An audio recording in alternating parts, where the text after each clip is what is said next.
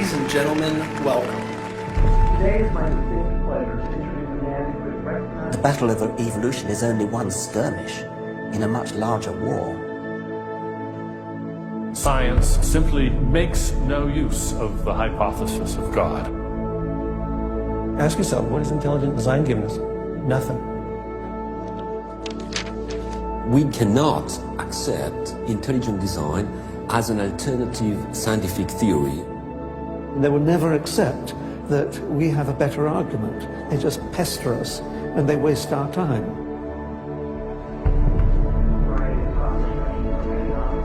Civil rights, to how to ruin your life in 10 easy steps. Today, Ben is speaking on the topic that has become increasingly important to him over recent years. While Ben has always been an ardent supporter of science, lately he has noticed an alarming trend in the scientific establishment that could have dire consequences for every American. Without further ado, please join me in giving a warm welcome for Mr. Ben Stein. Thank you. Thank you very much. Thank you very, very much. Thank you. Thank you very much, everybody. Thank you very much, gangsters. Thank you very, very much. Freedom is the essence of America. We're talking about freedom of speech, freedom of assembly, freedom from fear, freedom of religion. Martin Luther King said, America is essentially a dream, and he said it is a dream of freedom and equality, and freedom is the way to equality. And America simply would not be America without freedom. In every turning point in our history, the decision has always been about freedom. Freedom is what makes this country great. Freedom has allowed us to create, to explore, to overcome every challenge we have faced as a nation. But imagine if these freedoms were taken away. Where would we be? What would we lose? Well, unfortunately, I no longer need to imagine. It's happening. We are losing our freedom in one of the most important sectors of society, science. I have always assumed that scientists were free to ask any question, to pursue any line of inquiry without fear of reprisal. But recently, I've been alarmed to discover that this is not the case. It all began when I met evolutionary biologist Richard Sternberg in Washington, D.C. His life was nearly ruined when he strayed from the party line while serving as editor of a scientific journal affiliated with the prestigious Smithsonian Museum of Natural History. Your office was over there? That's correct. This here is the West Wing. Directly ahead of us is the West Wing of the Natural History Museum. So now you're not there anymore because you're a bad boy. No, I'm not. No, I was exiled. You're a bad boy. You question the powers that be. What was Dr. Sternberg's crime? He dared to publish an article by Dr. Stephen Meyer, one of the leading lights of the intelligent design movement. The paper ignited a firestorm of controversy merely because it suggested intelligent design might be able to explain how life began. As a result, Dr. Sternberg lost his office, his political and religious beliefs were investigated, and he was pressured to resign. The questioning of Darwinism was a bridge too far for many. The mentioning of intelligent design that occurs at the end of the paper was over the top. And I think the intelligent design proponents have raised a number of very important questions. And you wanted to get those questions brought up and discussed. Placed on the table. Placed on the table. People were so upset about it. They were so upset that you could see they had a physical, emotional reaction. Wow. They were saying that Stephen C. Meyer is a well-known Christian, that Stephen C. Meyer is an intelligent design proponent, that Stephen C. Meyer is a Republican. It was all couched in terms of religion, politics, and sociology. The way the chair of the department put it is that I was viewed as an intellectual terrorist. Terrorist? Because of giving the topic of intelligent design some modicum of credibility. What happened to Dr. Sternberg was terrible, but surely it was just an isolated case. I was still pretty skeptical, so naturally I checked in with the head of the Skeptics Society, Michael Shermer. So I can't prove there is no God or Yahweh in your case, any more than I can prove there is no Isis, Zeus, Apollo, Brahma, Ganesha, Mithras, Allah, or for that matter, the flying spaghetti monster. And think about just one thing. Why would the aliens look like this? Well, these are who drew bipedal. that? Who drew that? Skepticism, it's not a position you take. It's just an approach to claims. This one is called the borderlands of science, where sense meets nonsense. Is intelligent design nonsense? Well, it's unproven. So in that sense, it's nonsense. So I would put it in the sort of shaded areas between good, solid science and total nonsense. You know, it's sort of 3/4 of the way toward the nonsense side. But you think, nevertheless, people should be allowed to speak about it and publish papers about it? They are free to write and publish and be heard in public forums and go to conferences just like everybody else does. Well, what if a person published something, say at the Smithsonian, in favor of intelligent design, and then lost his job over it? And it had been peer-reviewed, and published, and then he lost his job over it anyway. What would happen? What do you think about that situation? I think that particular situation, there was something else going on. What was going on? I don't know. I mean, I don't know, because I don't know. But I think there had to be something. People don't get fired over something like that. You roll up your sleeves, you get to work, you do the research, you get your grants, you get your data, you publish, and you work your butt off, and that's how you get your theories taught. Well, but wait a minute. What if you try and roll up your sleeves and go to work and work your butt off, and they say, well, we're going to fire you if you even mention the word intelligent design? I don't think that's happening. Where is that happening? George Mason University. Throughout its 50-year history, our mission has remained clear: to prepare a diverse population of students to think and to grow in a climate of unbridled academic freedom. After Dr. Caroline Crocker simply mentioned intelligent design in her cell biology class at George Mason University, her promising academic career came to an abrupt end. My supervisor invited me into his office. He said, "I'm going to have to discipline you for teaching creationism." And I said, I mentioned intelligent design on a couple of slides, but I did not teach creationism. He said, "Nonetheless, you have to be disciplined." At the end of the semester, I lost my job. Not only did this well-loved professor lose her job at George Mason, she suddenly found herself blacklisted, unable to find a job anywhere. So whenever I interviewed for a job, I would be offered it, usually on the spot. Since this has happened, and since people can Google my name, I'm finding that when I send my credentials, I do get interviews, I get many interviews, but I never get offered a job.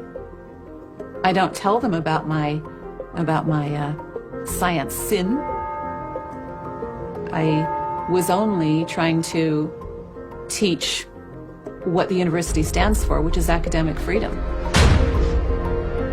There's nothing to be learned in neurosurgery by assuming an accidental origin for the parts of the brain that we work on.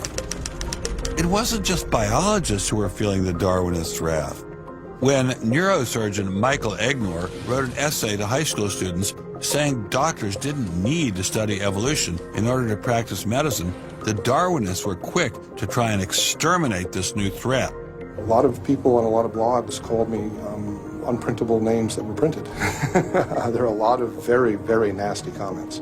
Other people suggested that people call the university I work at and suggested perhaps it's time for me to retire. I realized when I kind of went public with my doubts about the adequacy of Darwin's theory that I would encounter criticism. What has amazed me is the viciousness and the sort of baseness of it. I'm an old guy. I have tenure. I'm academically safe. But the young people and what is happening to them in America right now because of this scientism gulag is really terrible. Apparently, Professor Marks was not as safe as he thought. A few months after this interview, Baylor University shut down his research website and forced him to return grant money once they discovered a link between his work and intelligent design. In order to attract grants, you have to market yourself. So you put up sites and call yourself labs and groups and things like that in order to get visibility. And in my entire experience in academia, I never went to any superior and asked them any permission to put up any of these labs.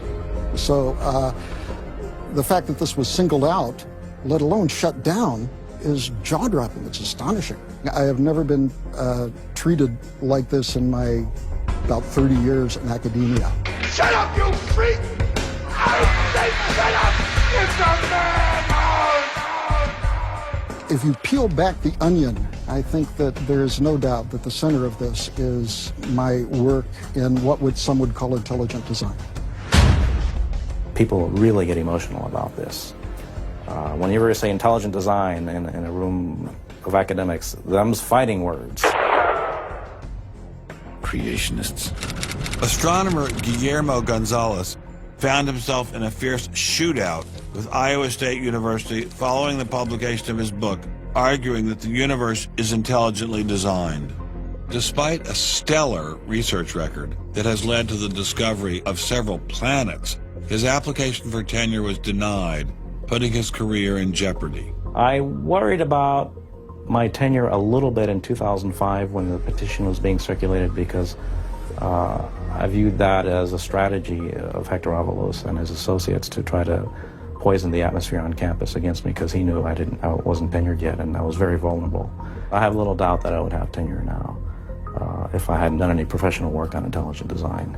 Dr. Gonzalez had this advice for scientists who might be thinking about following his example. If they value their careers, they should keep quiet about their intelligent design views. We know there are times and places to be quiet, and other times and places when we can make noise if we want to. Will you show us? Of course. Boys and girls, how would you like to show some of the ways we know of being quiet? It's the kind of thing where you just learn to keep your mouth shut. In addition to those scientists who were willing to appear on camera, we encountered many more who didn't dare show their face for fear of losing their jobs. You use an intelligent design perspective to get the research done, but you're not allowed to talk about it in public. And so there is definitely incentive, if you think about it, for people to remain within the mainstream. You know, what's he up to? What is he thinking? Is he one of them? That kind of thing. If I write intelligent design, they hear creationism. They hear religious right. They hear theocracy. So it appears Mr. Shermer, the self-styled skeptic, was wrong on this one. Intelligent design was being suppressed in a systematic and ruthless fashion. But maybe intelligent design should be suppressed. I didn't like what was happening to these scientists, but on the other hand, we don't want our kids being taught that the Earth is flat or that the Holocaust never happened. It was time to ask the scientific establishment what was so bad about intelligent design. Intelligent design people are not genuine scientists. Intelligent design is a racket. It's just propaganda. The only intelligent thing about it is to have got people to call it that. It's really very stupid as well. Everybody knows science education in America is appalling. What we don't need at this time is intelligent design in the classrooms. To present intelligent design stunts their educational growth. It stunts their intellectual growth. But what I don't understand is how these animals could have been on Earth millions of years before man. And the Bible says the whole Earth was created in only 6 days. It wasn't just the educational aspects of intelligent design that had scientists concerned. Many suspected the movement masked a much larger agenda. Intelligent design is a set of excuses to squeeze creationism into the classrooms. Get intelligent design in the schools today, and we can have school prayers tomorrow. Any other complaints? Can you imagine anything more boring? The boredom attached to ID is supreme. It is so boring that I can't even bother to think about it much anymore. It's just utterly boring. Love is in the air, everywhere I look around. Love is in the air, every sight and every sound. Love was in the air, all right, but none of it was directed toward intelligent design. There seemed to be a lot to hate about ID, and nearly all of that hatred was focused on one place: The people from the Discovery Institute, the people who are doing the intelligent design, they're all varnish and no product. The Discovery Institute is a propaganda mill. It's an institution designed to suck in money from religious investors and turn it into a sanitized, somewhat secular version of the creation story to get it into the schools. If they have a way of understanding nature that's superior to the one that we all are making lots of discoveries using, great. Bring it on. We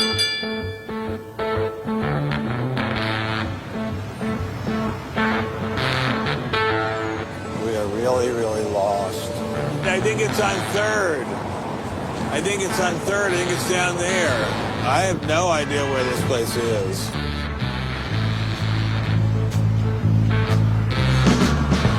I guess I'll just keep walking. Do you have any idea where the Discovery Institute is? Have you ever heard of that? Never heard of it. Okay, thank you. How are you, sir? Good. Do you have any idea where the Discovery Institute is? Not a clue. Discovery Institute. Thank you. It's very kind of you to offer. Welcome to Seattle. Thank you, sir. It's got to be this whole building. Yes, where is the Discovery Institute, please, sir? Discovery Institute remains floor suite 808. Okay, very good. Aha! Success at last. Aha! We found you. Are you Bruce Chapman? I am. How are you? I'm Ben Stein. Very kind of you to have me here. Well, I'm delighted to meet you. Can I look around and see your office? Absolutely. Do you just have this floor, or do you have several other floors as well? No, this is it. This is it? You've made an awful lot of trouble for being in such a small office. I thought it was going to be like the Pentagon. We're like the little boy that said the emperor has no clothes. And he didn't have a big organization either. When you go around and raise funds, your people are not saying to you, by the way, we're going to get all these scientists out of the classroom and put Christ back in the classroom.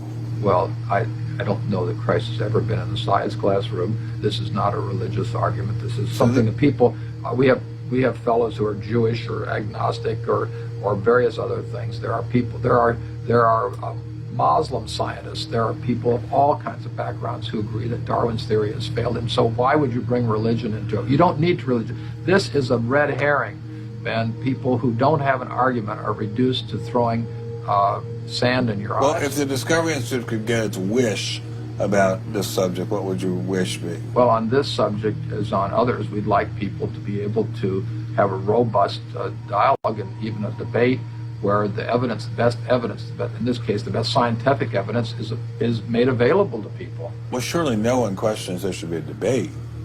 Oh, yes, they do. They do? They say the debate has been settled. Well, that the issue's when settled. was the debate settled? Ben, I'd like you to talk to the scientists. You don't want to get your science from me. Mr. Chapman claimed ID had nothing to do with religion. So why was my first stop Biola University, formerly known as the Bible Institute of Los Angeles? Your own personal Jesus.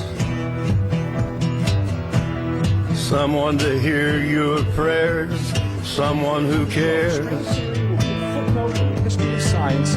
Your own Stonehenge was caused by personal Jesus. Remarkably stable in terms of all the knowledge. Someone to hear your prayers, someone who's there.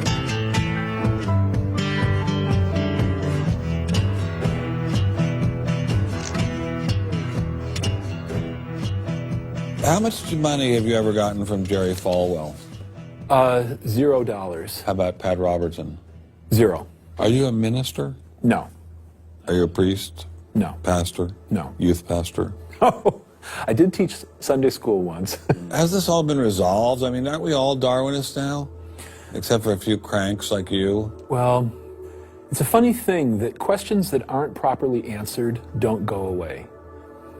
This question is loaded with all kinds of political baggage, but one-on-one at a scientific meeting after the third or fourth beer, My experience has been that many evolutionary biologists will say, yeah, this theory's got a lot of problems. So you mean to tell me that there really is a debate among scientists about whether or not evolution occurred? Well, evolution is a kind of funny word. It depends on how one defines it. If it means simply change over time, even the most rock-ribbed fundamentalist knows that the history of the Earth has changed, that there's been change over time. If you define evolution precisely, though, to mean the common descent of all life on Earth from a single ancestor via undirected mutation and natural selection, that's textbook definition of neo-Darwinism, biologists of the first rank have real questions. But the modern theory of intelligent design is just microwaved creationism.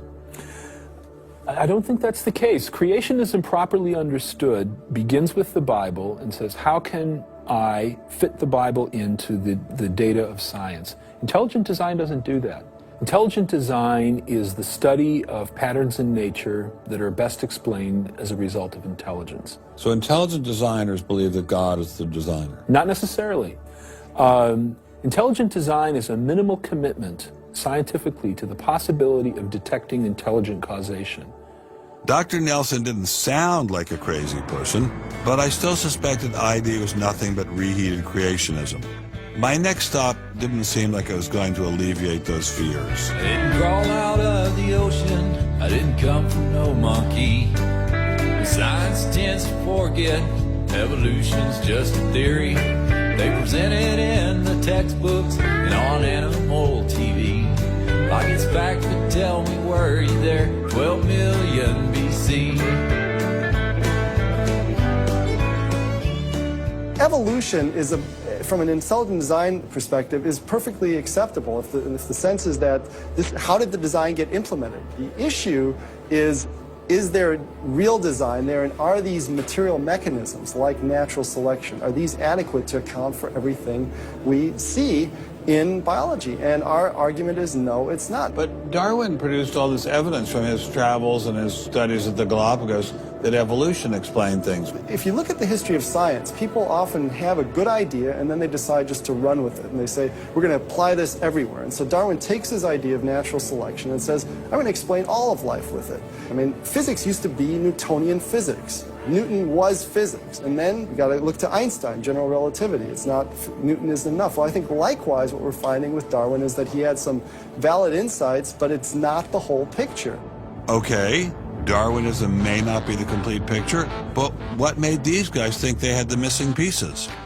I put this question to Dr. Stephen Meyer, author of the paper that originally got Dr. Sternberg in so much trouble. It's hard to believe that this little town is the headquarters of giant Microsoft, which enabled Mr. Gates to become fantastically rich. Maybe that's what Steve Meyer's doing here. Maybe this is somehow going to make him fantastically rich. We'll pin him down like a butterfly on a butterfly board. Butterfly on a killing board. Coffee shop straight ahead. Newton is buried in the geniuses corner at Westminster Abbey, right? That's correct, yeah.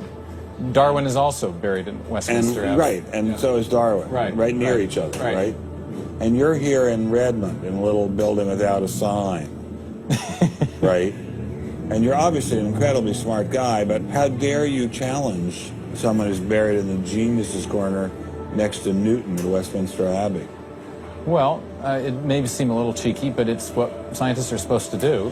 When I was in Cambridge, one of my supervisors often advised us to beware the sound of one hand clapping, which was a way of saying if there's an argument on one side, there's bound to be an argument on the other. And what I found in studying the structure of the argument in The Origin of Species is that for every evidence-based argument for one of Darwin's two key propositions, there is an evidence-based counter-argument. Well, but is it a debate? I mean, there's just you and a couple of other guys in a dinky little office downtown, say on one side, and there's the faculties of all the great universities of the world on the other side. Speaking with a great uniform and authoritative voice. Right. Yeah. Well, in any case, the debate really isn't going to be settled by numbers. It's going to be settled by the evidence and the arguments.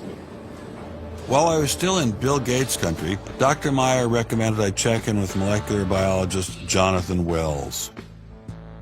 What kind of names do they call you? Creationist. What do you say back to them when they say you're a creationist? Well, I usually don't get the opportunity. What's at stake for you personally here? First of all, I love science. I think the way Darwinism corrupts the evidence, distorts the evidence, is bad for science. Well, the other scientists would tell you to just shut up if you love science, okay? Because you're sort of being a bomb thrower into science. I am upsetting the apple cart, and I think it deserves to be upset in this case. Why? Because the evidence is being distorted to prop up a theory that I think doesn't fit it. Was Darwinism really that bad? Perhaps a change of scenery would give me a fresh perspective. Quand je t'ai vu au coin de la rue, tout est vide, j'ai cru que tous les deux, sur le ciel bleu, nous serions près de...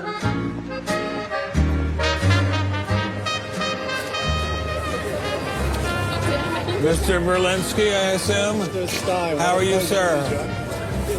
So where are you from originally? I was born in New York. Yes. Spent 31 years in Manhattan. Yes. And I spent a lot of time in California, too. And tell me all the various universities where you studied or taught. No, I was at Princeton, then I had a professorship at Stanford, and then I left Stanford, and I taught at Rutgers. I left Rutgers, and I taught at the City College in New York. I left the City College of New York. I taught at the Baruch College. I taught at San Jose. What did you teach at Baruch College? Anything they wanted. Come on in. Thank you, monsieur. What an old building. Wow. It's the oldest in Paris. You're kidding. Merci, monsieur. Ah, je vous en prie, monsieur. Merci. Wow, this is fabulous. Let's put it this way. Before you can ask, is Darwinian theory correct or not, you have to ask the preliminary question, is it clear enough so that it could be correct?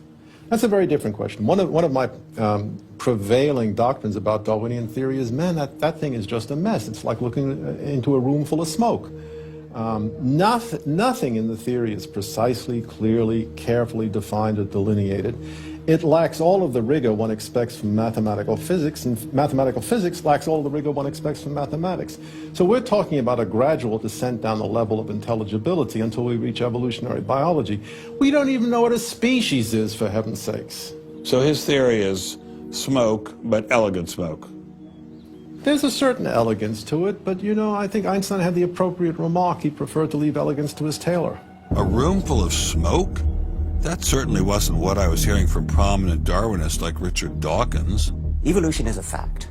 It's a fact which is established as securely as essentially any other fact that we have in science. Richard Dawkins is so confident that evolution is a fact, and that therefore God doesn't exist, that he has devoted his entire life to spreading the evolution gospel. I'm an atheist with respect to the Judeo-Christian God because there is not a shred of evidence in favor of the Judeo-Christian God. It is completely right to say that since the evidence for evolution is so absolutely, totally overwhelming, nobody who looks at it could possibly doubt that if they were sane and not stupid. So the only remaining possibility is that they're ignorant, and most people who don't believe in evolution are indeed ignorant. But the people I spoke with weren't ignorant. They were highly credentialed scientists. So there had to be something else going on here. So you think the whole theory of evolution is false, or just certain parts of it? Well, again, evolution is a slippery word. I would say minor changes within species happen. But Darwin didn't write a book called How Existing Species Change Over Time. He wrote a book called The Origin of Species. He purported to show how this same process leads to new species, in fact, every species. And the evidence for that grand claim is, in my opinion, almost totally lacking. How does Darwin or Darwinism say that life began? Well, he didn't know, and in fact, nobody knows. So Darwinism, strictly defined, starts after the origin of life and deals only with living things. Well, how can there be a theory about life without a theory about how life began? Well, a grand overarching evolutionary story, of course, does include the origin of life, but Darwin's theory doesn't begin until you have the first cell. Well, does someone have a theory about how life began?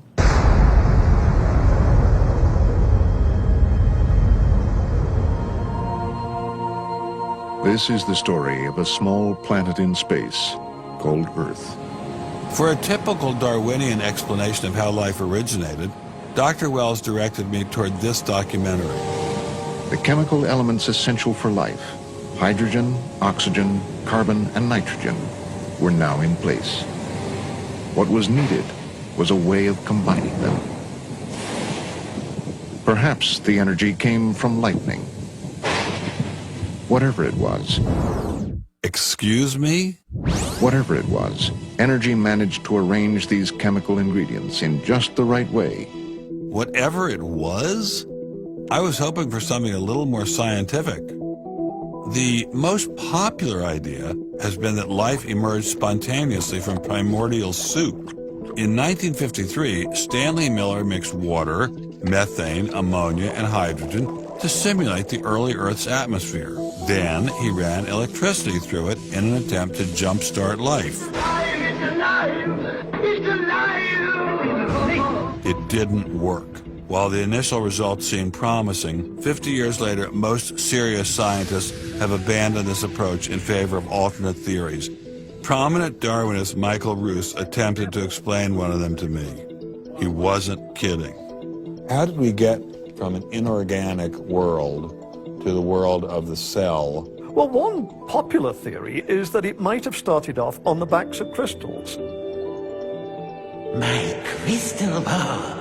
Molecules piggybacked on the back of crystals forming, and that this led to more and more complex. But of course, the nice thing about crystals is every now and then you get mistakes, mutations, and that this opens the way for natural selection. But at one point there was not a living thing, yeah. And then there was a living thing. How did that happen? Well, that's just I've just told you. And I don't see any reason why you shouldn't go from very simple to more and more complex to more and more complex. I don't either, but I don't know how you get from mud to a living cell. That's my question. Yes, well, I've told you. I think it was on the back. Try one more time. On the backs of crystals. On the backs of crystals is at least one hypothesis, yes. So that's your theory, and you think that is more likely and less far-fetched than intelligent design? I think it is. I wouldn't put Ben Stein's money on Dr. Roos's joyriding crystals, but it did make me wonder, what were the chances of life arising on its own? It's been speculated that probably there would have to be a minimum of about 250 proteins to provide minimal life function. If that's really true, then I think it's almost inconceivable that life could have happened in some simple step-by-step way. Okay, so the simplest form of life requires at least 250 proteins to function. What's so difficult about that? Welcome to the Casino of Life. Who wants to spin for a chance to win? Oh, sure. I'll give it a shot. What do I win? Take a look at this. Huh? How about the world's first single-cell organism? This perfectly aligned string of proteins could be yours. Now, take a spin.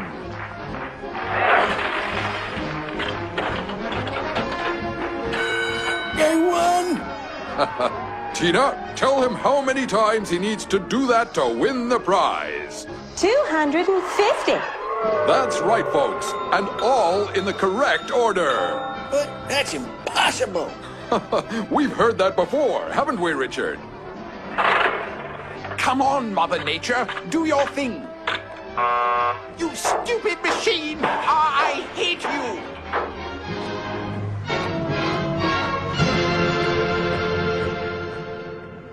We're talking about something that's staggeringly improbable, roughly 1 in a trillion, trillion, trillion, trillion, trillion, trillion. Let all of life choose a million, a trillion, a trillion, trillion. The number is essentially zero. Something has to skew nature to choose the ones that work. So, in the game of life, it looks as if the house always wins. Luckily, some serious scientific minds have figured out a way to beat the odds. Directed panspermia. When faced with the overwhelming problem of the origin of life, Nobel Prize winner Francis Crick proposed this theory, that life was seeded on Earth, which basically means aliens did it. Crystals? Aliens? I thought we were talking about science. not science fiction. We don't know what caused life to arise. Did it arise by a purely undirected process? Or did it arise by some kind of intelligent guidance or design? And the rules of science are being applied to actually foreclose one of the two possible answers to that very fundamental and basic and important question. So the rules of science say we will consider any possibility except one that is guided. Exactly. No matter how life began, on the backs of crystals or in the test tube of some intelligent designer, everyone agrees it started with a single cell. But what is a cell? Let me ask you a question. Yeah. Darwin wrote The Origin of Species in 1859, published it in 1859. He had an idea of the cell as being quite simple, correct? Yeah, everybody did. Okay. If he thought of the cell as being a Buick, what is the cell now in terms of its complexity by comparison? A galaxy. If Darwin thought a cell was, say, a mud hut, what do we now know that a cell is? More complicated than a Saturn V. So what is in a cell as far as we know now? A world that Darwin never could have imagined. I needed someone who could give me a glimpse into this world. So we went to molecular biologist Doug Axe. Think of a cell as being a nanofactory, a factory where, on a very small scale, digital instructions are being used to make the components of the factory. Here we have the famous DNA double helix. You can see the two helical strands that are intertwined and wind around each other on the outside of the molecule. This is the material that stores all of our genetic information. In higher life forms, this will be the equivalent of something like a gigabyte of information stored in the molecules that form the individual chromosomes, all packed within the nucleus, which is a tiny fraction of the entire cell size. So what does DNA do? Well, the information in DNA ends up providing the information for sequencing the amino acids to make protein. We have information in a one-dimensional form that provides the information for a three-dimensional form.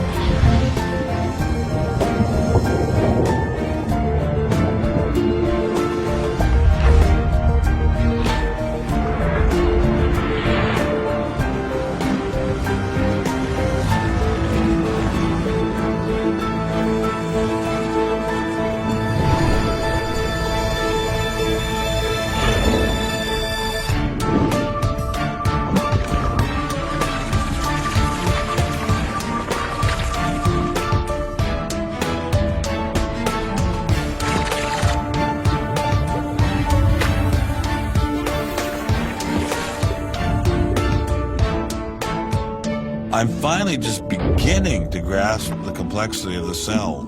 Are there systems within the cell that go well beyond Darwinian evolution? Some type of cellular technology that drives adaptation, replication, quality control, and repair?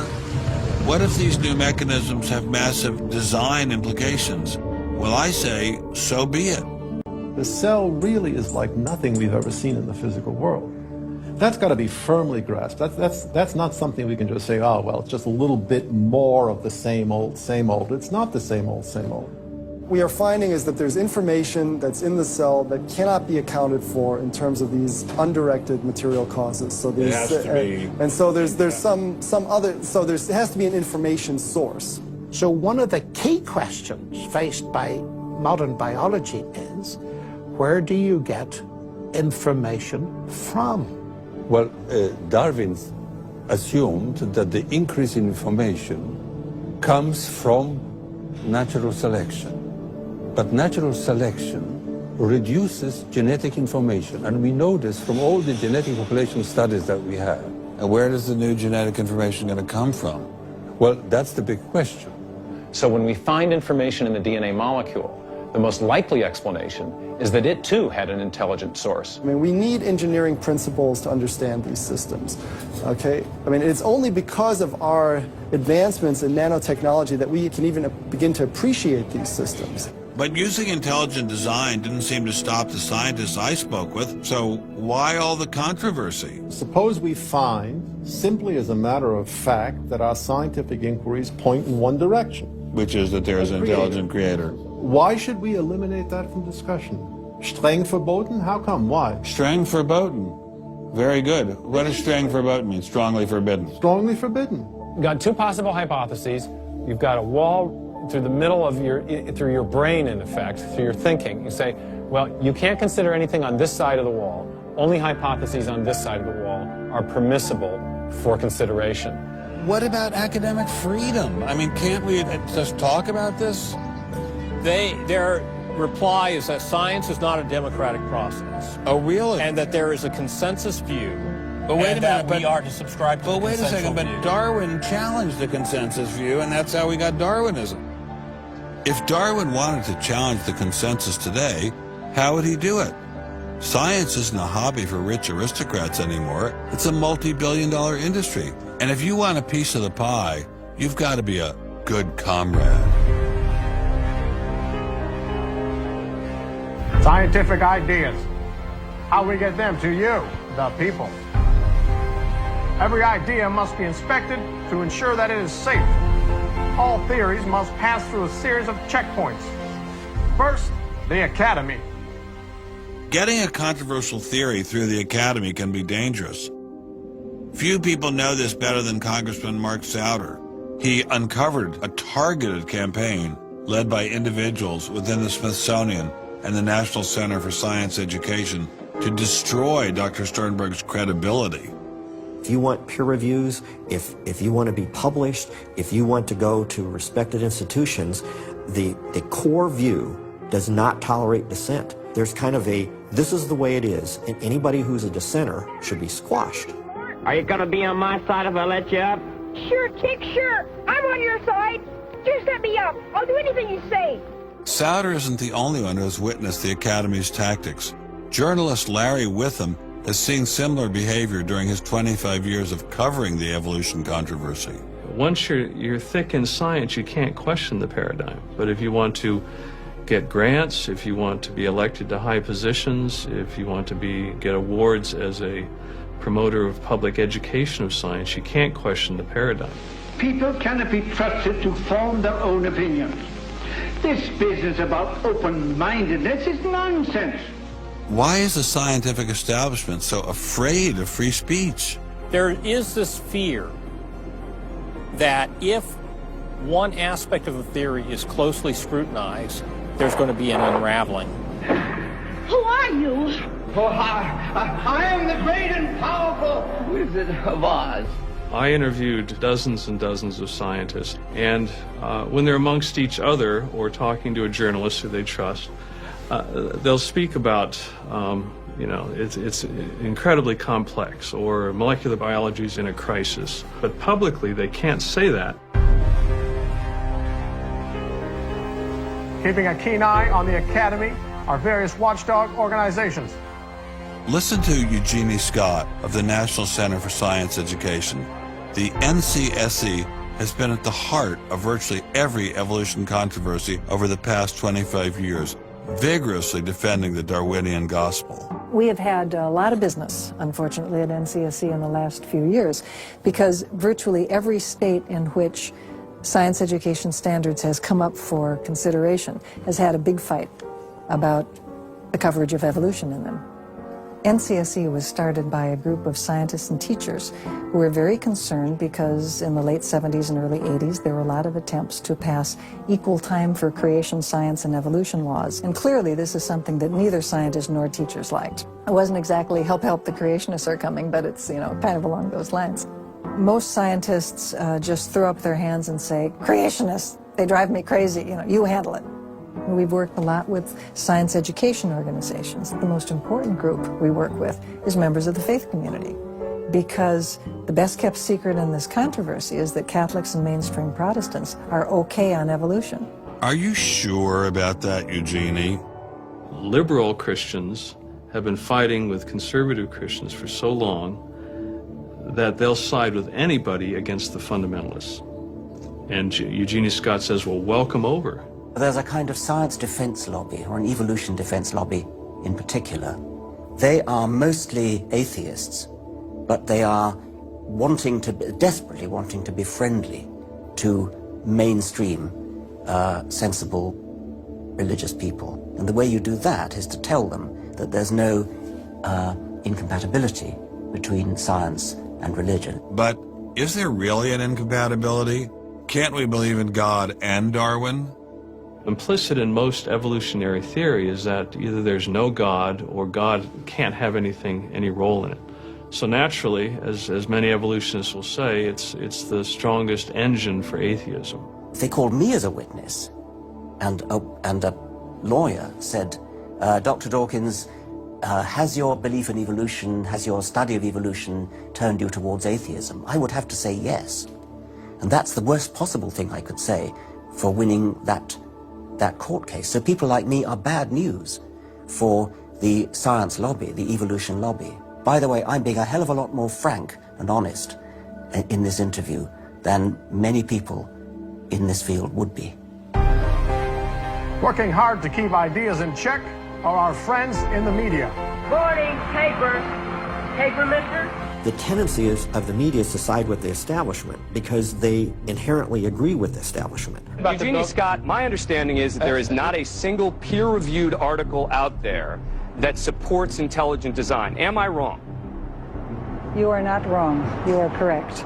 I believe that we get coverage, but we always get coverage like we're the outsider, not like it's an even debate. But instead of merely reporting news, he analyzes it, often expressing his personal opinions. We constantly deal with reporters who refuse even to report the correct definition of intelligent design. They, over and over again, talk about life is so complex, God must have done it. Just admit it, it's religion. Very simple. You just can't, it's religion. It's a wanton distortion of our position. Study desk.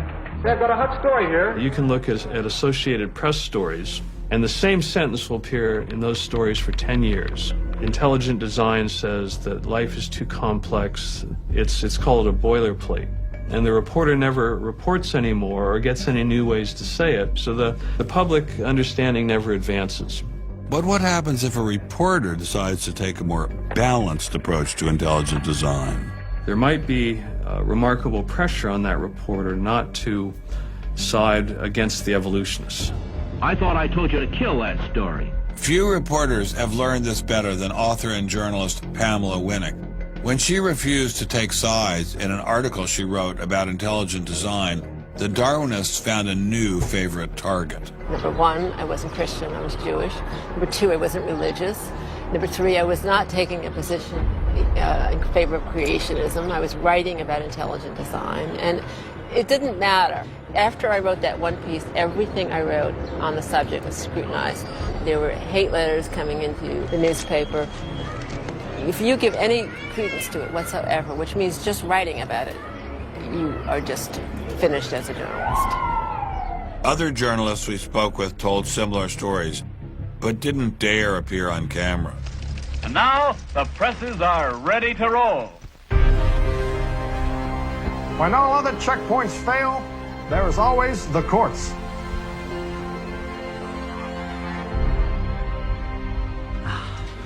We have spent an enormous amount of time trying to prove to the court what everybody already knows, that intelligent design is a particular religious belief.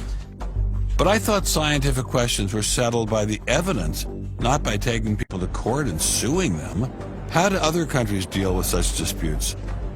Dr. Marcy Giertuk, a population geneticist who now represents Poland in the European Parliament, was able to shed some light on this topic. The censorship of teaching criticism of evolution is and always was much stronger in, say, in your country, in the United States, than it ever was in Poland. Why?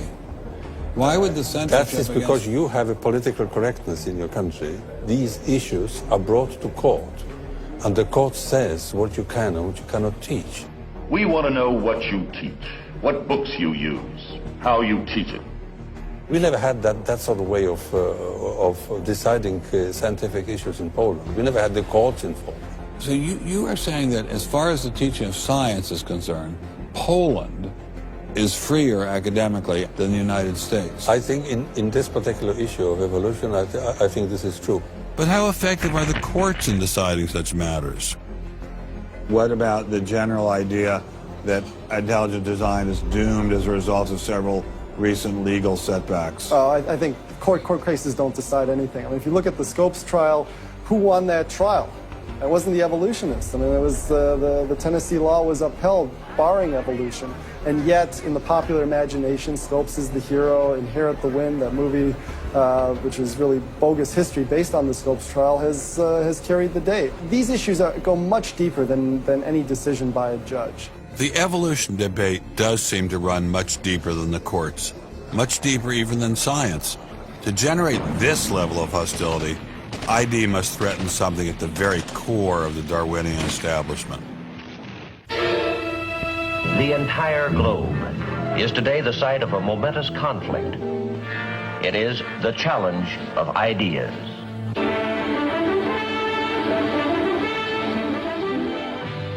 I am Edward R. Murrow. For a little while, I would like to review with you the great conflict of our times, one which demands and must get the attention and the involvement of each one of us. This conflict over the principles of evolution has become a religious war. It really is no longer about scientific investigation. It is total competition with an antagonist who is putting into it everything within his capability. The situation has reached a point where many of evolution's top apologists have switched from defending Darwinism to attacking religion in what they see as a bid to stamp out intelligent design at the source. Richard Dawkins is the best example of this. His recent book, The God Delusion, has sold over 1 million copies worldwide. The God Delusion is my long-expected, long-worked-on, full-frontal attack on religion. To me, science is about trying to explain existence, and religion is about trying to explain existence. It's just that religion gets the wrong answer. But is Dawkins correct? Are science and religion really at war? For an appraisal of this continuing and protracted conflict, we can go to a reporter who has watched the growing conflict with the perception of a trained military observer. Oxford professor Alistair McGrath, author of The Dawkins Delusion, seemed like the ideal person to answer my question. Richard Dawkins has a charming and very, I think, interesting view of the relationship between science and religion. They're at war with each other, and in the end, one's got to win, and it's going to be science. It's a very naive view. It's based on a complete historical misrepresentation of the way science and religion have interacted. Dawkins seems to think that a scientific description is an anti-religious argument. Describing how something happens scientifically somehow explains it away. It doesn't. But the questions of purpose, intentionality, the question why, still remain there on the table. And I think it was just a catastrophic mistake to have someone like Dawkins address himself to profound issues of theology, the existence of God, the nature of life. He hasn't committed himself to disciplined study in any relevant area of inquiry. He's a crummy philosopher. He doesn't have the rudimentary skills to meticulously assess his own arguments. Genius guy, though. Very smart guy. A little bit of a reptile, but a very smart guy. The opposing point of view in this conflict rests on a fundamentally different vision of man. If you have two distinguished scientists, and in fact you can range many more on each side, as you know, saying exactly opposite things, that's telling me that the conflict is not between science and belief in God. Otherwise you'd expect all scientists to be atheists. But it's a worldview conflict. It's between scientists who have different worldviews. You've got two competing explanations of the evidence. One says design, one says undirected processes. Both of them have larger philosophical or religious or anti-religious implications. So you can't say that one of those two theories is scientific and the other is unscientific simply because they have implications. Both have implications. People who tell you, for example, that science tells you all you need to know about the world, or that science tells you that religion is all wrong, or science tells you there is no God, those people aren't telling you scientific things. They are saying metaphysical things, and they have to defend their positions for metaphysical reasons. What is being presented to the public is, first comes the science, and then comes the worldview. I would want to argue that that may not be the case, that it may actually be the other way around, that the worldview comes first and is influencing the interpretation of science. My deep regret is some people are so deeply entrenched in their own worldviews that they will simply not countenance alternatives. I'm actually a person of the left. And not even a particularly religious person. I think of myself as kind of humanist. And I think it's sending a very bad message to religious people who are interested in science, that in some sense, in order to do science credibly, they have to leave their religious beliefs at the door. The founders of early modern science, Sir Isaac Newton, Robert Boyle, Johannes Kepler, Galileo, most of these early scientists all not only believed in God, but they thought their belief in God actually made it easier to do science. You can be religiously motivated and you can do good science. And they have more often gone together than not gone together. Admitting our biases is the best way towards rational discussion, which I would welcome. Rational debate is a nice thought, but it's nearly impossible in the current climate.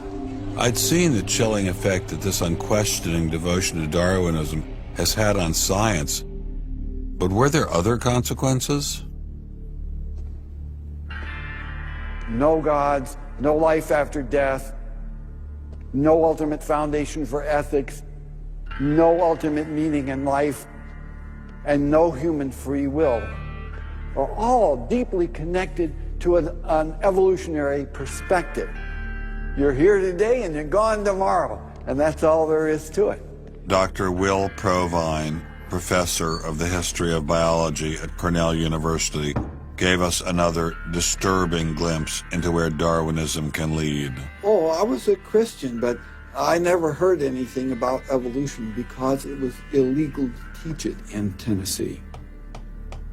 Dr. Provine's first biology professor changed all that. He started talking about evolution as if it had no design in it whatsoever. And I came up to him and I said, "You've left out the most important part."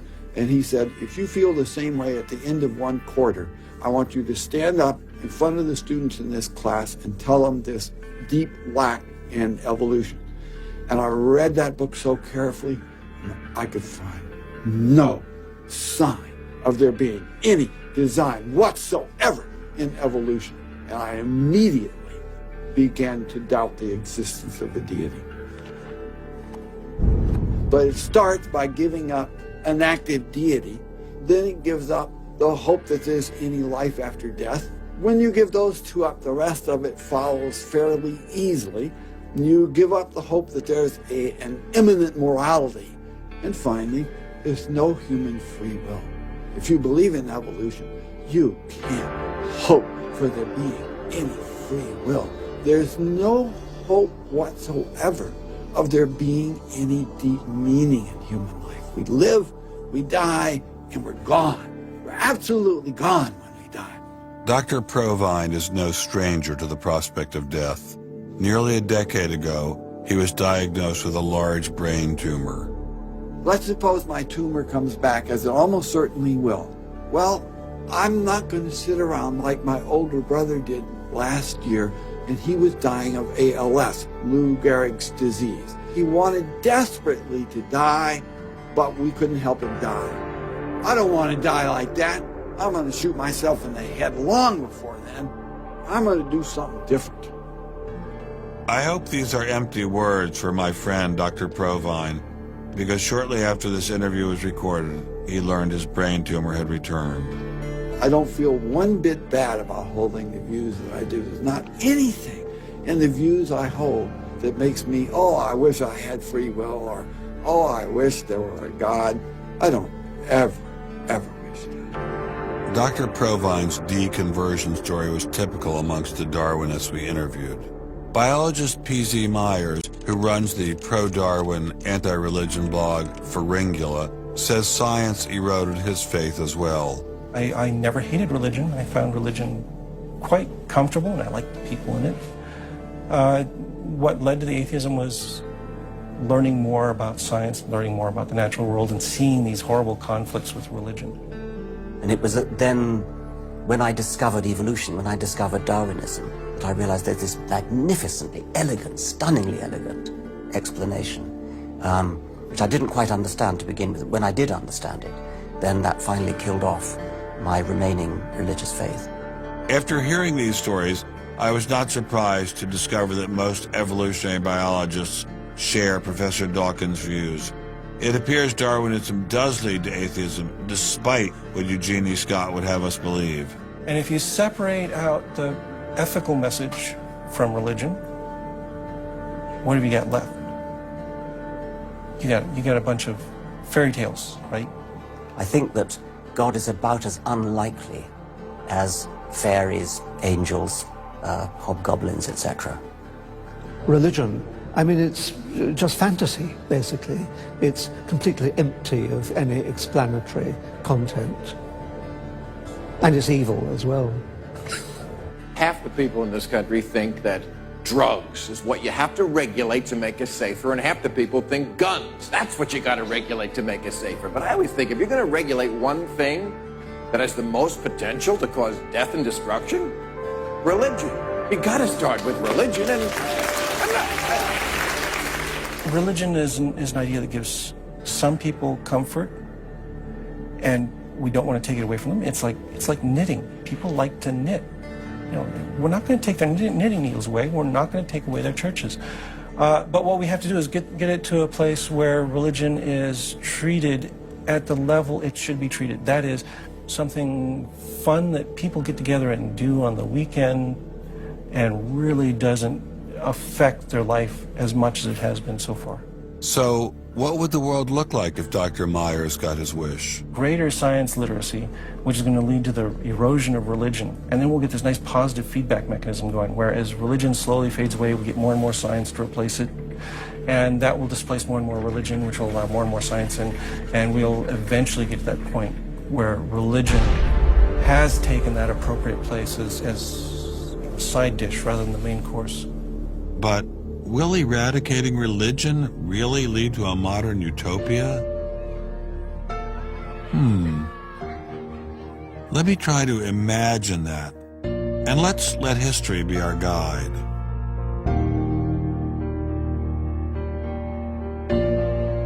In part, I think Matthew Arnold put his hands on it when he spoke about the withdrawal of faith.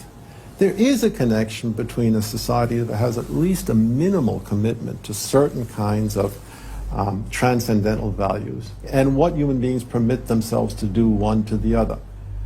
That got me thinking, what other societies have used Darwinism to trump all other authorities, including religion? As a Jew, my mind leapt to one regime in particular. The connection between Hitler and Darwin is, of course, historically a difficult connection because they were separated by a good many years. One was English, one was German. Nonetheless, if you open Mein Kampf and read it, especially if you can read it in German, the correspondence between Darwinian ideas and Nazi ideas just leaps from the page. Of course, you have to add every historical caution. Not everyone who read Darwin became a Nazi. Obviously not. No one is making that case.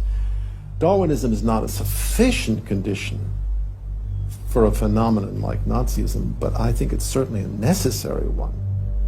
This was a connection I had to explore personally.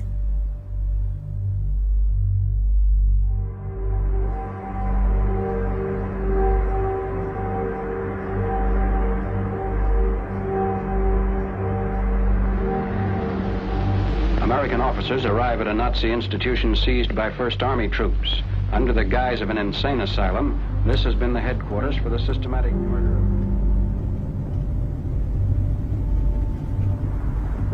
So what is this place?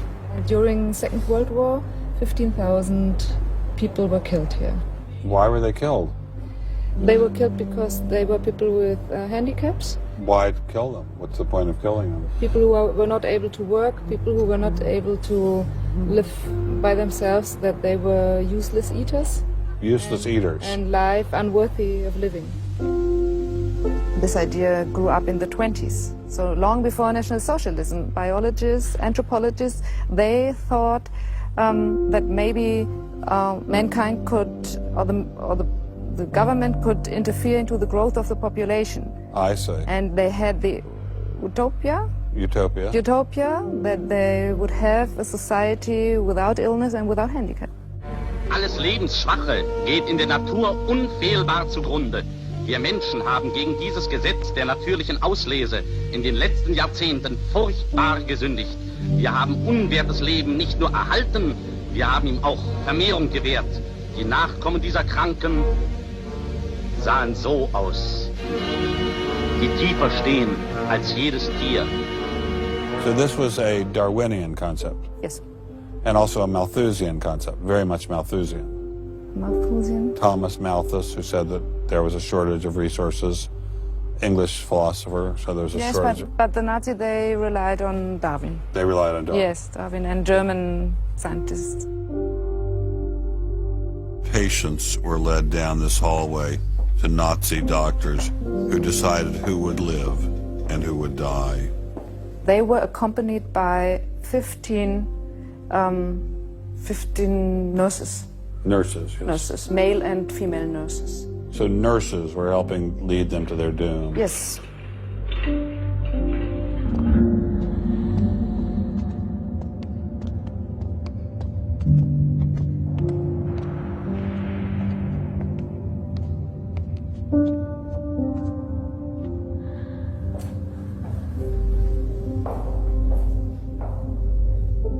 So were the prisoners told they were taking a shower? Yes, they were taking a shower, and here was 1 or 2 showers. So how many people were brought into this room? 60 to 70.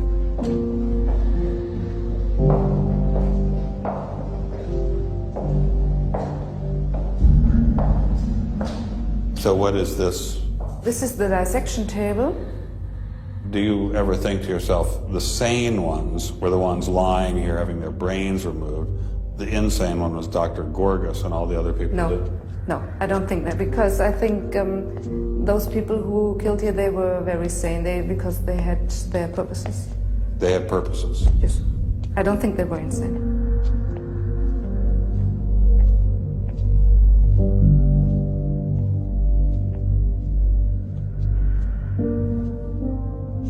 They had 2 crematory ovens. I see. And they killed about 70 people.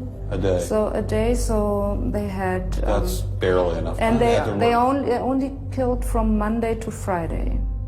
So... Because the people who were doing the killing needed to have the weekend off. If you met Dr. Gorgas today, what would you say to him? I don't know.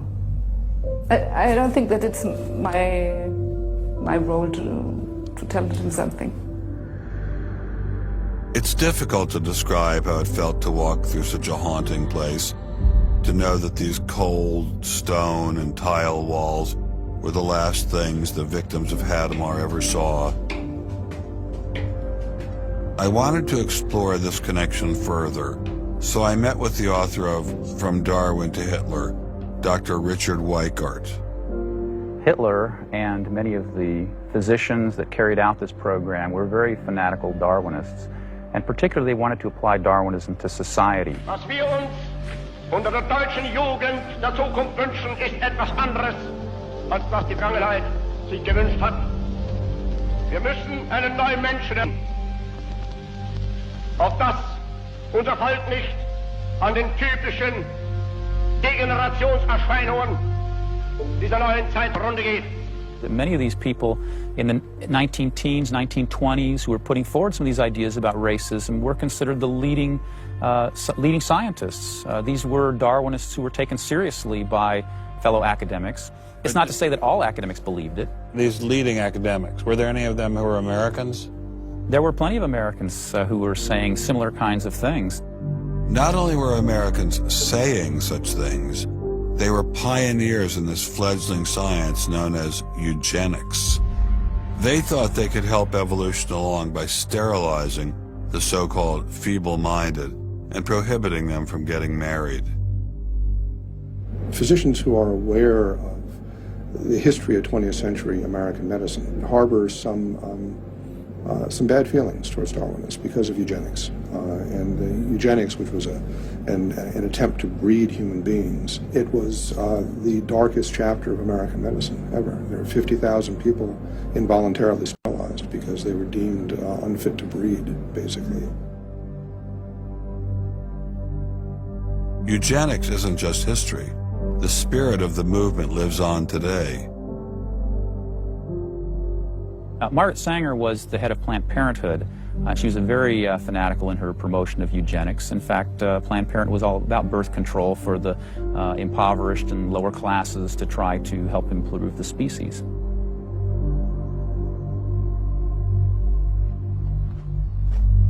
From Hadamar, I traveled with Dr. Weikart to Dachau, where the Nazis applied the ideas of eugenics on a massive mechanistic scale. When it was a fully functioning concentration camp, and what was the purpose of it? I mean, part of it was to repress political enemies. What was the rest of the purpose?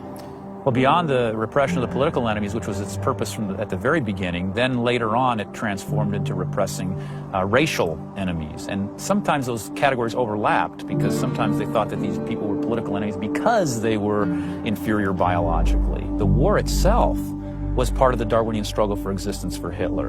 And he saw the extermination of the Jews as one of those fronts to this warfare going on as this Darwinian struggle for existence. Would you say that Hitler was insane?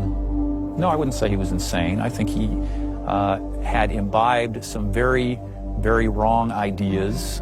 And in fact, I think he took the logic of them in certain ways that brought him to take very radical solutions for them. Would you say he was evil? Oh, I'd definitely say he was evil. Is there such a thing as evil? Oh, I think there is. And is there such a thing as good? Oh, definitely. And evil can sometimes be rationalized as science. Oh, sure. And evil can sometimes be rational. When it's rationalized as science, and I think when it's rationalized in this particular way, in particular, I think Hitler thought he was doing good. He thought he was doing good? Oh, I think so. He thought he was benefiting. He thought he was benefiting humanity by driving evolution forward and creating a better humanity.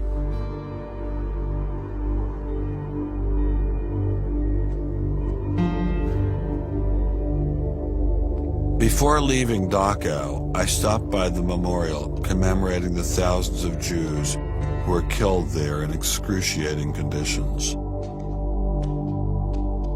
I know that Darwinism does not automatically equate to Nazism. But if Darwinism inspired and justified such horrific events in the past, could it be used to rationalize similar initiatives today? There's a good German expression, so fängt es immer ein. I mean, it always begins in the same way. Something to remember in the context of United States discussions of euthanasia and abortion. It always begins in the same way. There seems to be an excellent argument for getting rid of useless people by killing them. Or at least it seems excellent to the people advancing the argument. It's a love affair with death, and the euthanasia and this movement going on, which I find appalling. And the idea is that immediately rid our society of anybody who might be a drain, and think of people in economic terms. And I think that's where some of the Darwin fits in. Actually, it's just a devaluing of human life. First of all, if you take seriously that evolution has to do with the transition of life forms and that life and death are just natural processes, then one gets to be liberal about abortion and euthanasia. All of those kinds of ideas seem to me follow very naturally from a Darwinian perspective, a deprivileging of human beings, basically. And I think that people who want to endorse Darwinism have to sort of take this kind of viewpoint very seriously. And when we see an elite, and it is an elite that controls essentially all the research money in science, saying there is no such thing as moral truth, science will not be related to religion. I mean, it's essentially official policy of the National Academy of Science that religion and science will not be related. I mean, hey, that cuts off a lot of debate, doesn't it? What's going to happen if this doesn't change? Well, I think we're watching it happen, aren't we? I needed time to think, So I traveled to the birthplace of this idea.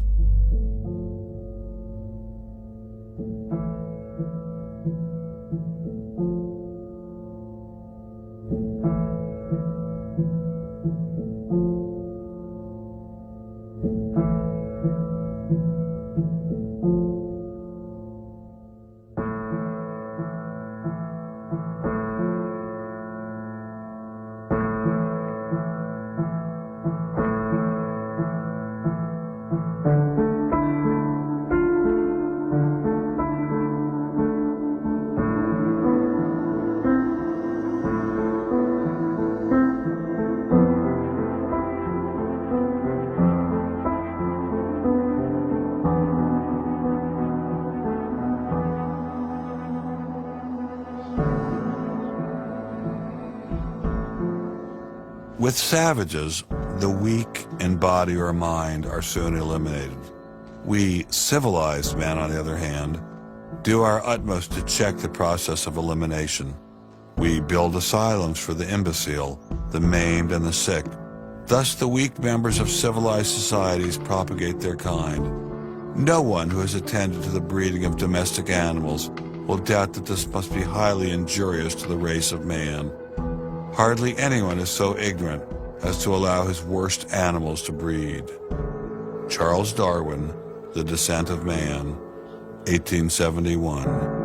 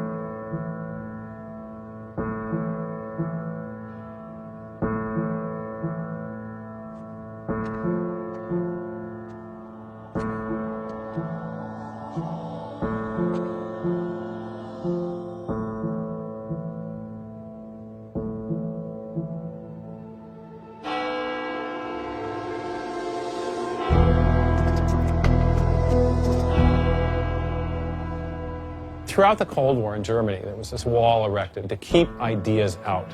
It was erected by people who held an ideology, that were afraid of a competition from other ideas that would come into their society. And what we're seeing happening in science today is very much like that. But I think that's just a strategy for protecting a failing ideology from competition. America didn't become the great nation that it is by suppressing ideas. It progressed by allowing freedom of speech and freedom of inquiry. Thomas Jefferson got it right when he wrote, "We hold these truths to be self-evident, that all men are created equal, that they are endowed by their Creator with certain unalienable rights, that among these are life, liberty, and the pursuit of happiness." Hundreds of thousands of Americans have given their lives to protect these values, but now they're under threat once again. It wasn't just scientists who were being expelled. It was freedom itself, the very foundation of the American dream, the very foundation of America. If we allowed freedom to be expelled in science, where would it end? The Darwinian establishment is so massive and so entrenched, it appears impenetrable. I couldn't bring it down myself, but I could at least confront those who had expelled the scientists I'd met. What would you say if you had Eugenie Scott sitting next to you? What would you say to her? I would ask her, by what authority does she and those like her presume to declare what is and is not science.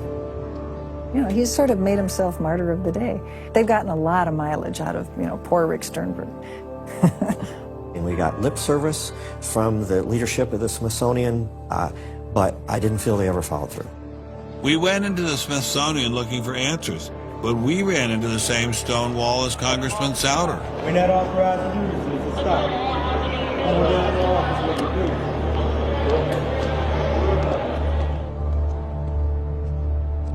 He said, nonetheless, you have to be disciplined, and I lost my job.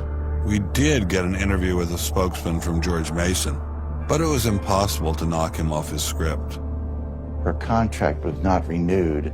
It was simply not renewing her contract, which she satisfied. Her contract was not renewed, had nothing to do with the controversy of that topic of intelligent design.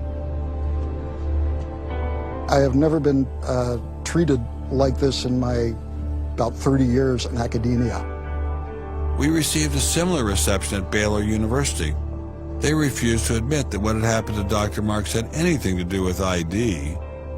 Certainly the conversations I've had, this has not, the intelligent design situation has not been the thrust of the conversation. It's a procedural issue, and that's the way we dealt with it. Funny, that's not how Dean Kelly put things in his original email to Dr. Marks.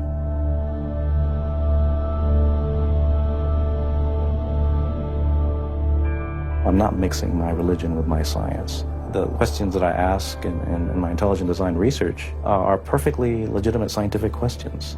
At least the top guns at Iowa State were willing to own up to their actions. What we wanted to stop is the use of the name of ISU to validate intelligent design elsewhere, and we did succeed. I really think a lot of Guillermo. He's a great guy. So, I mean, that's why I'm kind of disappointed, all right, that he should have just left this alone. So, in my opinion, should have just left it alone. Dr. Hauptmann elaborated further on his great regard for Gonzalez. This is quoting an email from you to Mr. Avalos. You say, sometimes it is just best to ignore idiots, in reference to Guillermo. And then the religious nutcases should be challenged at every opportunity. Yeah, because, for example, you... in that case, I'm thinking more of, say, the creationist crowd who claims that God put all the animals on an ark and that's it. All right? That's where all of our animals came from today. That's crazy. Okay? You shouldn't be insulting even children with that kind of thing. So these are the idiots, all right? They've always been around. They've always been around. Going after the perpetrators in each of these cases wasn't getting me anywhere. So I reconnected with Dr. Berlinski and Dr. Schroeder to see if they had any advice.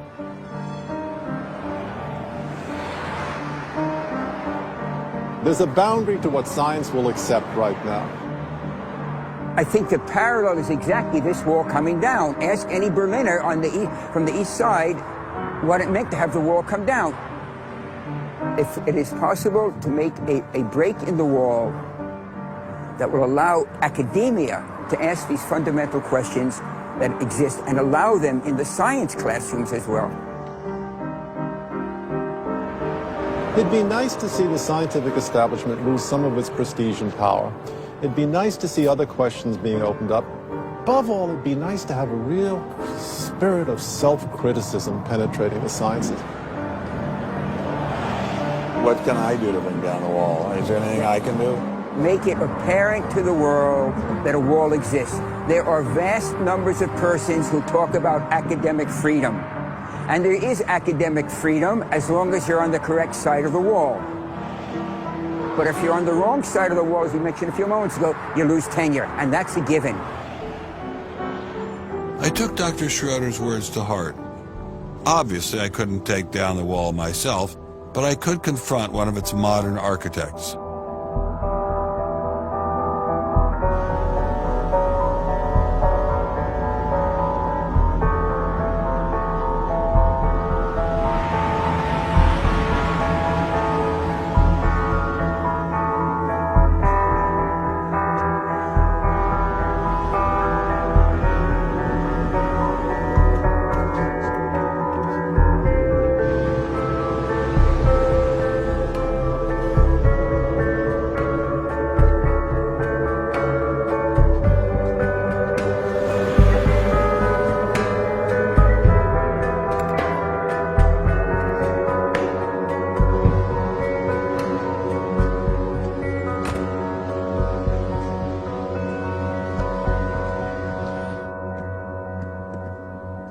Professor Dawkins. How are you? I'm Ben Stein. I'm so sorry to keep you waiting. How are you? Fine, thank you. You have written that God is a psychotic delinquent invented by mad, deluded people.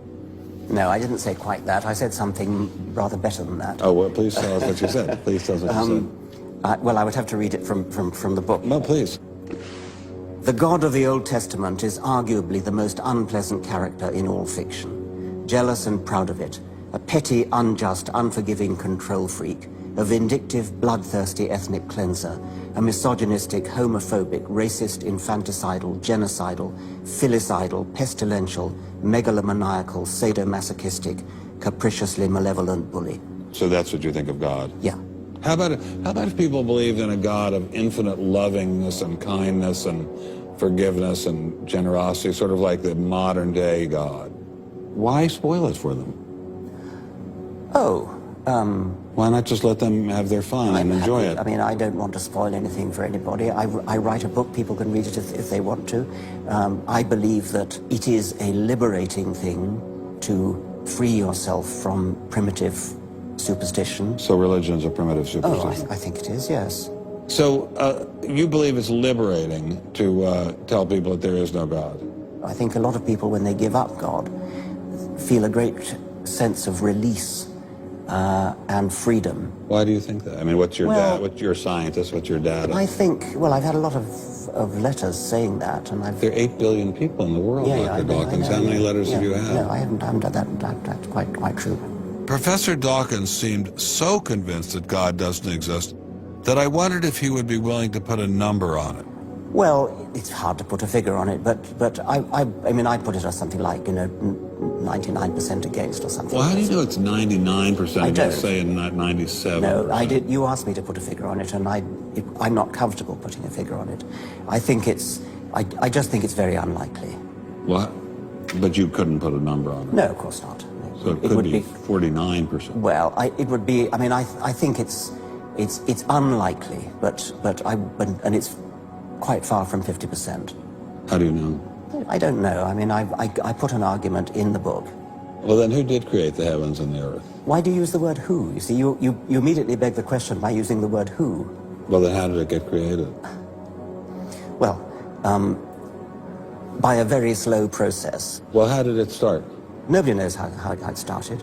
We know the kind of event that it must have been. We know the sort of event that must have happened for the origin of life. And what was that? It was the origin of the first self-replicating molecule. Right, and how did that happen? I told you we don't know. So you have no idea how it started? No, nor has anybody. Nor has anyone else. What do you think is the possibility that intelligent design might turn out to be the answer to some issues in genetics or in evolution? It could come about in the following way. It could be that at some earlier time, somewhere in the universe, a civilization evolved by probably some kind of Darwinian means to a very, very high level of technology and designed a form of life that they seeded onto perhaps this planet.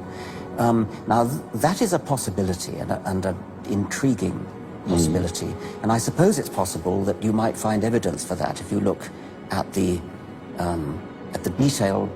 details of biochemistry, molecular biology. You might find a signature of some sort of designer. Wait a second. Richard Dawkins thought intelligent design might be a legitimate pursuit? And that designer could well be a higher intelligence from elsewhere in the universe.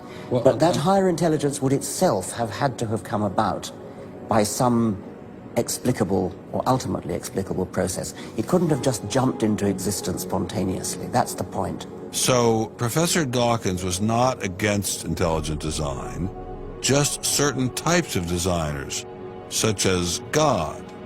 So the Hebrew God, the God of the Old Testament, he doesn't exist in your view? Certainly. I mean, that would be a very unpleasant prospect. And the Holy Trinity of the New Testament? Nothing like that. Do you believe in any of the Hindu gods? Like Vishnu? How can you ask such a question? You don't, right? How could I? I mean, why would I, given that I don't believe in any others? You don't believe in the Muslim God? No. I mean, why do you even need to ask? Well, I just wanted to be sure. So you don't believe in any God anywhere? Any God anywhere would be completely incompatible with anything that I've said. I assume. Yeah. I just wanted to make sure you don't believe in any God anywhere. No. What if after you died you ran into God? He said, "What have you been doing, Richard? I mean, what have you been doing? I've been trying to be nice to you. Yeah. I gave you a multi-million-dollar paycheck over and over again with your book, and look what you did." Bertrand Russell had that point put to him, and he said something like, "Sir, why did you take such pains to hide yourself?" But if the intelligent design people are right, God isn't hidden. We may even be able to encounter God through science, if we have the freedom to go there. What could be more intriguing than that?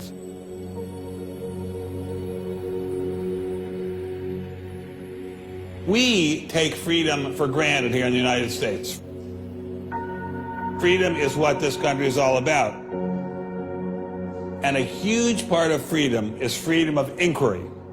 But now, I'm sorry to say, freedom of inquiry in science is being suppressed. Behind me stands a wall that encircles the free sectors of this city, part of a vast system of barriers. There are people out there who want to keep science in a little box where it can't possibly touch a higher power, cannot possibly touch God. Those barriers cut across Germany in a gash of barbed wire, concrete, dog runs, and guard towers. If you believe in God, and you believe that there is an intrinsic order in the universe, and you believe that it's the role of science to try to pursue and understand better that order, you will be ostracized. I'm frightened by this, but I'm not going to let it stop me from investigating and from speaking. The wall cannot withstand freedom. What I'm asking for is the freedom to follow the evidence wherever it leads. My hope is that there'll be enough independent thinking scientists who don't like to be told what to think. People on both sides of the argument being prepared to talk and listen. And above all, a willingness to keep these dialogues open.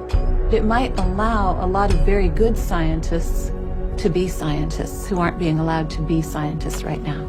I don't care what they end up as being. I don't care if they end up being religious, a young earth creationist. If they have thought their way through the issues and get there, I'm all for them. And why do I think we're going to win in this struggle? Because truth-crushed earth will rise again. To find out what's true has a value all of its own. If it has additional good consequences, so be it. Because no lie can live forever. I believe that science gives us one perspective on the world, and our religious insight gives us another perspective on the world. And by putting the two together, they will see more deeply and more truly. And if we will stand up for freedom, freedom is the victor. And if we all do that, we will overcome.